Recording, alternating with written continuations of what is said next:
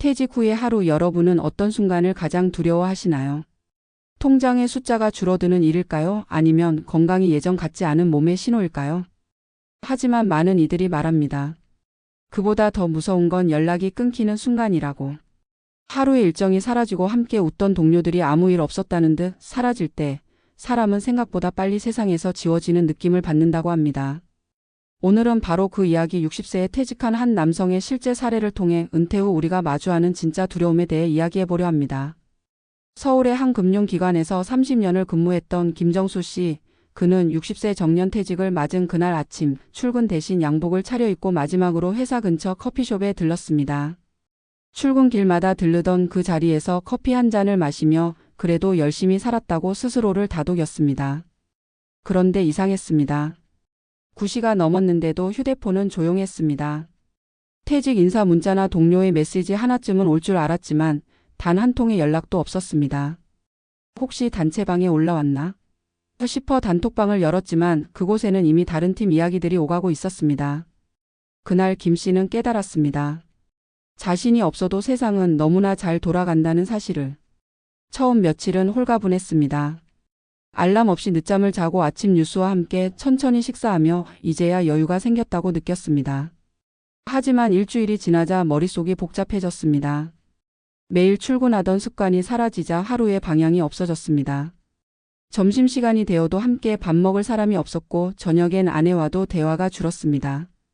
아내는 여전히 출근하고 퇴근하자마자 피곤하다고 방으로 들어갔고 그는 TV 앞에 앉아 리모컨만 돌렸습니다. 그렇게 하루 종일 한마디도 안 한 날이 늘어갔습니다. 이게 외로움인가? 싶었지만 곧 깨달았습니다. 외로움보다 더 무서운 건 쓸모없다는 느낌이었습니다. 김 씨는 자존심 때문에 누구에게도 먼저 연락하지 않았습니다. 후배들에게 괜히 민폐가 될까 싶었고 친구들에게도 이제 한가하냐는 말이 듣기 싫었습니다. 그러던 어느 날 아내가 했던 한마디가 그의 마음을 깊이 찔렀습니다. 요즘 집에 있으면 공기가 무거워.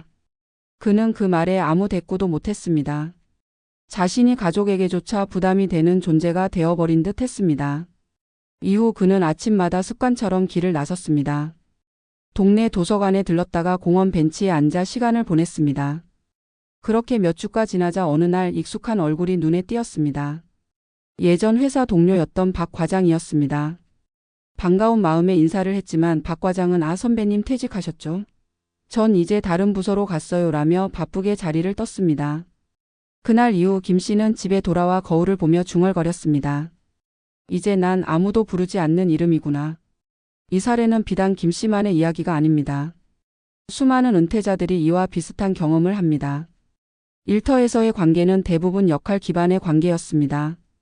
직함이 사라지면 관계의 이유도 함께 사라집니다.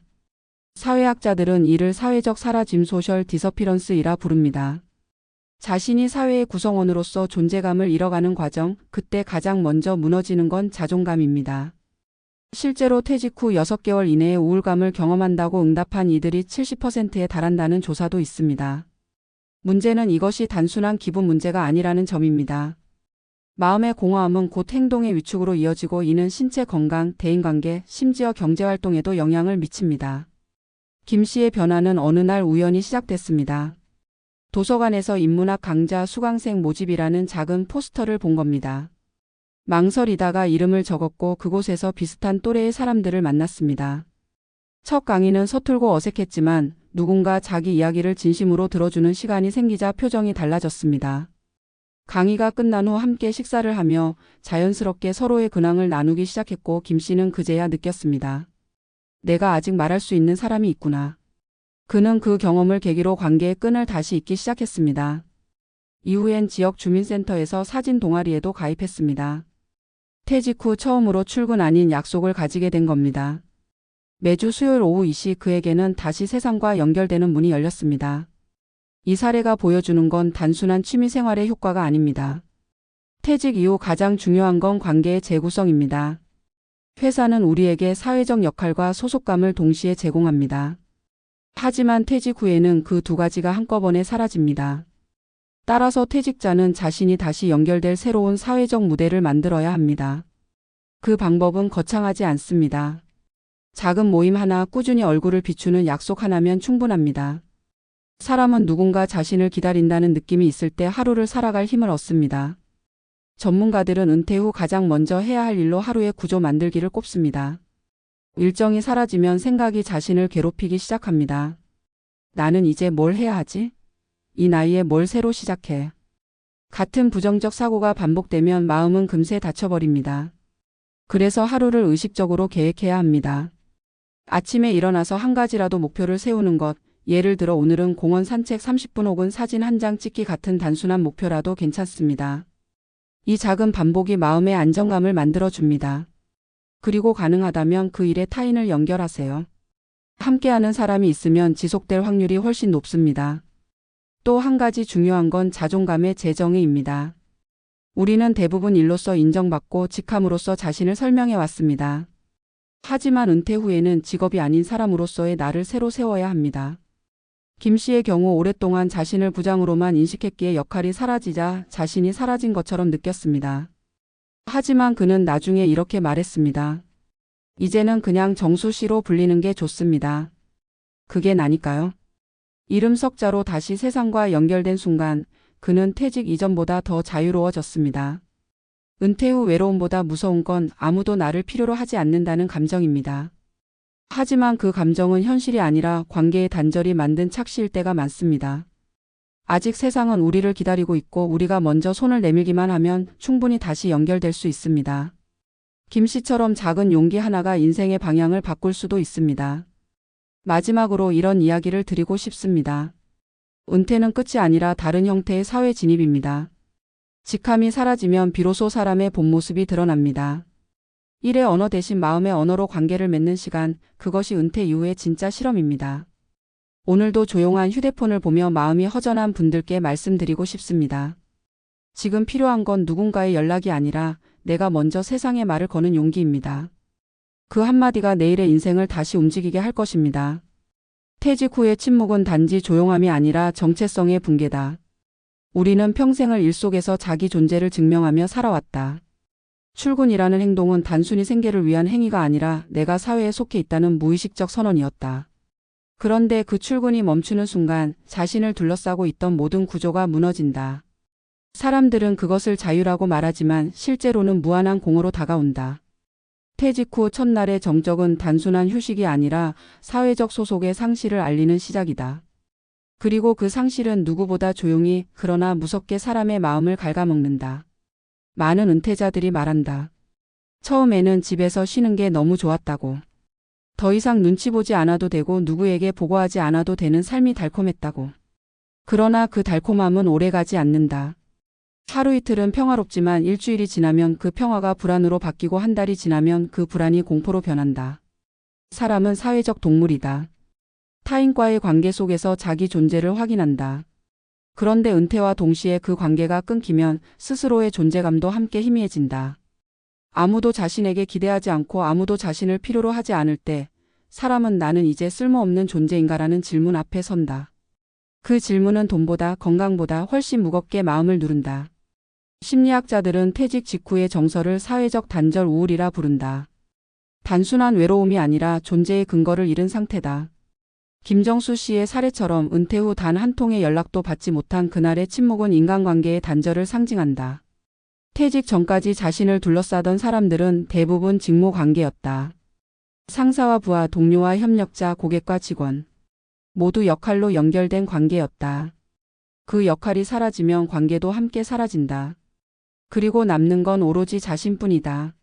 문제는 그 자신이 누구인지조차 모르게 된다는 점이다. 평생 부장, 팀장, 대표님으로 불리던 사람이 갑자기 아저씨, 시민, 어르신으로 불리는 순간 그는 스스로의 정체성을 잃는다. 명함이 사라진 자리엔 이름도 자신감도 사라진다. 퇴직 후의 외로움은 단지 사람의 부재 때문이 아니다. 자기 역할이 사라졌을 때의 허무에서 비롯된다. 아침에 일어나 어디론가 가야 할 이유가 없고 누군가 자신을 기다리지도 않는다. 그래서 은퇴자들은 하루의 구조를 잊는다. 아무 일도 하지 않아도 되는 하루는 처음엔 자유롭지만 곧 자신을 갉아먹는 늪이 된다. 이 늪에서 빠져나오려면 의식적인 구조를 다시 만들어야 한다. 그것은 단순히 스케줄을 채우는 일이 아니라 자신이 다시 사회 속에서 존재감을 회복하는 과정이다. 전문가들은 이를 자기 역할의 재창조라 부른다. 일터에서의 역할이 사라졌다면 이제는 사회의 작은 틈새에서 새로운 역할을 만들어야 한다. 그것이 자원봉사든 동호회 활동이든 작은 배움의 시작이든 상관없다. 중요한 건 누군가와 연결되어 있다는 감각이다. 김정수 씨는 인문학 강좌에서 처음으로 그 감각을 되찾았다. 강의가 끝난 뒤 나눈 짧은 대화와 함께 식사하며 들은 타인의 근황, 그런 일상적 소통이 그에게는 큰 의미였다. 누군가 자신의 말을 들어준다는 것, 그리고 자신이 누군가의 이야기에 귀 기울인다는 것. 그것이 바로 인간관계의 본질이다. 직장에서의 관계는 역할로 맺어졌지만 은퇴 후의 관계는 마음으로 이어지는 관계로 바뀐다. 김 씨는 사진 동호회에 들어간 이후 매주 사람들과 함께 사진을 찍고 작품을 나누며 새로운 자신을 발견했다. 그는 말했다. 사진을 찍는 게 아니라 사람을 다시 보고 있는 것 같아요. 그 말 속에는 퇴직자의 진정한 회복이 담겨 있다. 삶은 여전히 관계를 통해 의미를 얻는다. 단지 그 관계의 방식이 달라질 뿐이다. 은퇴 후의 관계 재건에는 몇 가지 단계가 있다. 첫째는 닫힌 마음을 여는 일이다. 퇴직자는 종종 자존심 때문에 먼저 다가가지 못한다. 자신이 초라해 보일까 두려워한다. 하지만 관계는 기다림이 아니라 행동에서 시작된다. 김 씨가 처음 도서관 강의에 참여했을 때 그는 30분 동안 문 앞을 서성였다. 하지만 그 한 걸음이 이후에 모든 변화를 이끌었다. 둘째는 공유의 습관을 만드는 일이다. 함께 배우고 함께 경험하는 활동은 관계의 가장 강력한 접착제다. 누군가와 정기적으로 만나는 약속이 생기면 그 약속이 삶의 리듬을 만든다. 셋째는 내가 도움을 주는 관계를 만드는 것이다. 퇴직 후에는 도움을 받는 입장에서 벗어나 자신이 가진 경험을 나누는 방향으로 관계를 확장해야 한다. 사람은 누군가에게 필요한 존재일 때 비로소 살아있다는 감각을 느낀다. 이제 우리는 묻지 않을 수 없다. 왜 이렇게 많은 퇴직자들이 외로움보다 무용감을 더 두려워하는가? 그것은 단순히 인간관계의 문제가 아니라 우리 사회의 구조적 특성 때문이다. 한국의 직장 문화는 직함 중심 문화다. 개인의 가치가 역할로 평가되고 인간관계가 업무 중심으로 맺어진다. 그래서 퇴직은 단순한 생애 전환이 아니라 사회적 단절이다. 그러나 앞으로의 은퇴 세대는 달라져야 한다. 인생의 후반전을 퇴장이 아닌 재등장의 시간으로 만들어야 한다. 그것은 제도나 환경이 바꾸는 것이 아니라 개인의 인식 전환에서 시작된다. 내 이름 석자로 다시 세상과 연결되는 것, 그것이 은퇴 이후의 첫 번째 과제다.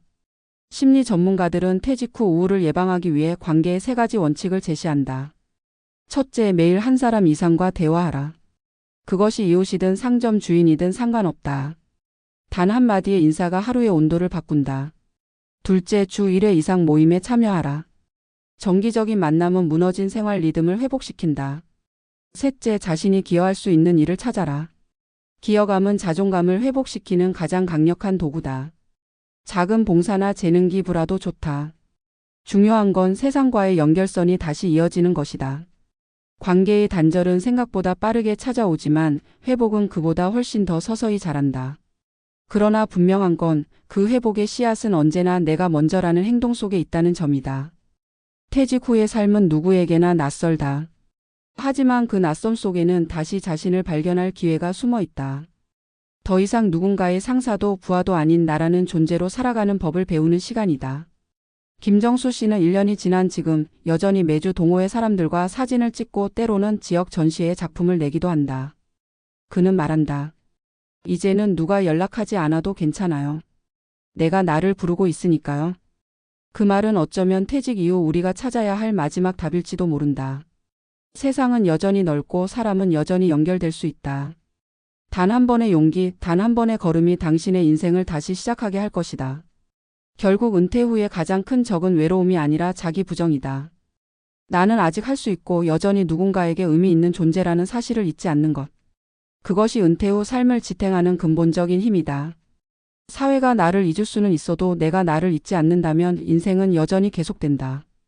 오늘도 조용한 하루를 보내는 누군가에게 전하고 싶다. 당신은 사라진 게 아니다. 단지 무대가 바뀌었을 뿐이다. 이제는 누가 부르지 않아도 스스로 무대 위로 걸어나가야 할 시간이다. 그때 비로소 알게 될 것이다. 인생의 진짜 주연은 언제나 당신 자신이었다는 것을.